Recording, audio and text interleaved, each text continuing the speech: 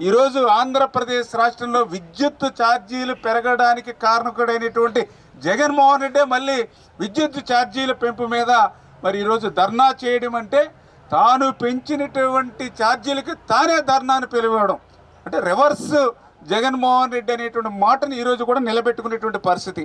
నిజంగా విద్యుత్ ఛార్జీల పెంపు మీద ధర్నా చేయాలని అంటే తాడేపల్లి రాజప్రసాదం ముందో లేకపోతే జగన్మోహన్ రెడ్డి ఇంటి ముందో ఈ యొక్క వైఎస్ఆర్సీపీ శ్రేణులు మరి ధర్నా చేయవలసినటువంటి పరిస్థితి. ఎందుకు ఈ మాట అంటున్నానంటే ఈవేళ ఏదైతే మాకు వారసత్వంగా జగన్మోహన్ రెడ్డి పాపాలు శాపాలు మమ్మల్ని వెంటబడుతూ ఉన్నాయి. ఏదైతే ఆ రోజు 2021, 2022 జగన్మోహన్ రెడ్డి ప్రభుత్వంలోనే ఆ రోజు 3082 కోట్ల రూపాయలు ఆ రోజు ఈఆర్సీ సిఫార్సుతోటి ఆ రోజు ట్రూ ఆఫ్ ఛార్జీలు అని చెప్పి మనందరి నెట్టి విడిచినటువంటి పరిస్థితి. తర్వాత మళ్ళీ 2022, 2023లో మరి 6072 కోట్ల రూపాయలు, 2023, 2024 9412 కోట్ల రూపాయలు, మొత్తం మరి 16,000 కోట్ల రూపాయలు ఆ రోజు ఈఆర్సీకి జగన్మోహన్ రెడ్డి సిఫార్సు చేసి ఏదైతే విద్యుత్ పెంపుకు ఆ రోజే నిర్ణయం తీసుకొని ఎన్నికల ముందు మరి ఇటువంటి పెంచినటువంటి విద్యుత్ ఛార్జీలు చేటు తెస్తాయని చెప్పి మరి ఆ 2 సంవత్సరాలు వాటిని అట్లా అట్టిపెట్టి మరి ఈరోజు ప్రజల నెత్తి మీద భారం పెట్టినటువంటి మరి ద్రోహి ఏదైతే జగన్మోహన్ రెడ్డి అనే విషయం ఇవాళ చాలా క్లియర్గా.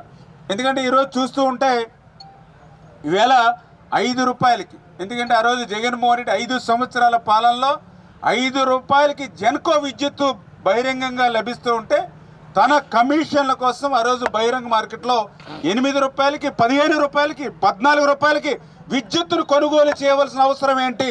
ఈవేళ జగన్మోహన్ రెడ్డి ఆంధ్రప్రదేశ్ రాష్ట్ర ప్రజలకు సమాధానం చెప్పాల్సినటువంటి పరిస్థితి ఉంది. నీ కమిషన్ల కోసం, నీ అవినీతి కోసం ఈవేళ ఏదైతే ఆంధ్రప్రదేశ్ రాష్ట్ర ప్రజల మీద ఈరోజు భారం పెడుతున్నటువంటి పరిస్థితిని ఈవేళ ప్రజలందరూ కూడా గమనిస్తున్నటువంటి స్థితి. ఏదైతే నీ పాలనా వైఫల్యం, ఎందుకంటే ఆ రోజు వీటీపీఎస్ కానీ కృష్ణపట్నం థర్మల్ ప్లాంట్స్ కానీ ఏవైతే ఉన్నాయో మరి అవన్నీ కూడా జాప్యం చేయడం ద్వారా దగ్గర దగ్గర 12,818 కోట్లు ఈవేళ భారం పడుతున్నటువంటి పరిస్థితి. ఏదైతే పోలవరం హైడ్రో ఎలక్ట్రిక్ ప్రాజెక్టు కనుక మరి ఆలస్యం అవడం ద్వారా 4,737 కోట్లు ఈవేళ విద్యుత్ మీద భారం పడుతున్నటువంటి పరిస్థితి. ఇది అదేవిధంగా సోలార్ పవర్ మరి సెకీ నష్టం కానీ, అప్పుల మీద వడ్డీ భారం కానీ, నిర్వహణ వైఫల్యం కానీ, ఈ రకంగా జగన్మోహన్ రెడ్డి 5 సంవత్సరాల పాలనలో 1,29,503 కోట్ల రూపాయలు అక్షరాల ఆంధ్రప్రదేశ్ రాష్ట్ర ప్రజల మీద విద్యుత్ భారం మోపినటువంటి పరిస్థితి చాలా క్లియర్గా ఈరోజు నేను అంకెలతో సహా చెప్తున్నటువంటి స్థితి. మరి ఈరోజు మరి ఈ 1,29,503 కోట్ల రూపాయలు ఇప్పుడు భారం మోపేటువంటి ప్రయత్నమే కాదు, ఆయన పరిపాలన చేసినటువంటి 5 సంవత్సరాలలో కూడా 9 సార్లు, అక్షరాల 9 సార్లు కరెంటు ఛార్జీలను పెంచినటువంటి వ్యక్తి జగన్మోహన్ రెడ్డి. అంటే ఆయన అధికారంలో ముఖ్యమంత్రిగా ఉన్నప్పుడు 9 సార్లు కరెంట్ ఛార్జీలు పెంచి మళ్ళీ పోతూ పోతూ డిస్కమ్మల మీద భారం వేసి మరి ఏదైతే మరి ఈ యొక్క ఈఆర్సీకి సిఫార్సు చేసి మరి దగ్గర దగ్గర ఇంత భారం ప్రజల మీద పెట్టిన వ్యక్తికి ఈవేళ విద్యుత్ గురించి మాట్లాడేటువంటి నైతిక అర్హత హక్కు వాళ్ళకి ఎక్కడ ఉంది?